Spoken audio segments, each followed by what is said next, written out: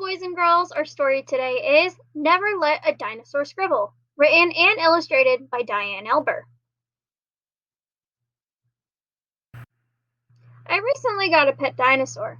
I know it's hard to believe, but it's true. And everyone keeps telling me, never let a dinosaur scribble. Why would anyone say such a thing? I mean, dinosaurs are so strong and powerful. So why can't they scribble? I thought if I gave him just one crayon, what could go wrong? Well, I'll tell you. He took off running towards the wall. "We don't scribble on walls! Only paper," I yelled. Thank goodness my dinosaur had a short attention span. Just before he was going to scribble on the wall, he noticed a couple of stones instead.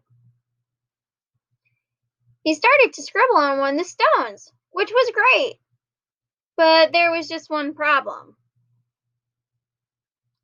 He really couldn't see the scribbles at all. I could tell he had another idea. He went to grab the paint. This wasn't going to end well.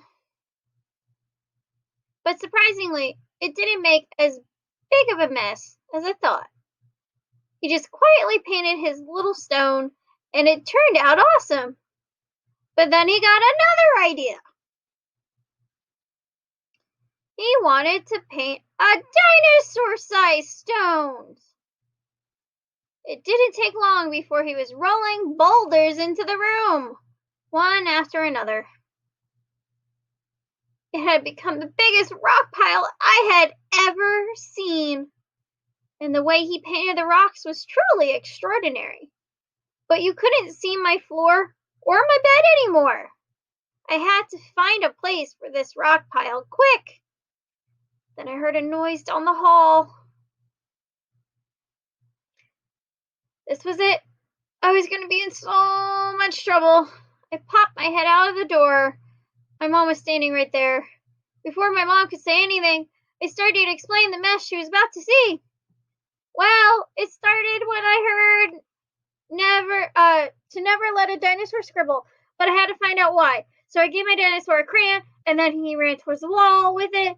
Thank goodness he got distracted with some small stones and started to scribble on them instead, but he couldn't see the scribbles at all, so he got some paint. He loved it so much that he got bigger stones, giant ones, and it made a big mess, and I'm sorry. My mom peeked around the corner and smiled. You didn't make a mess. You made some spectacular stone art. When I turned around, there was just a little pile of stones on my table. No huge boulders, no gigantic rock pile, but still some of the best art I've ever seen. At this time, people wanted to stop dinosaurs from scribbling. It could be because they try and draw on the walls or make a gigantic rock pile. But if my dinosaur had never scribbled, he would have never learned how to make this amazing stone art. So the next time you hear "never let a dinosaur scribble," just remember, all great art starts with a scribble. And even dinosaurs have to start somewhere. The end.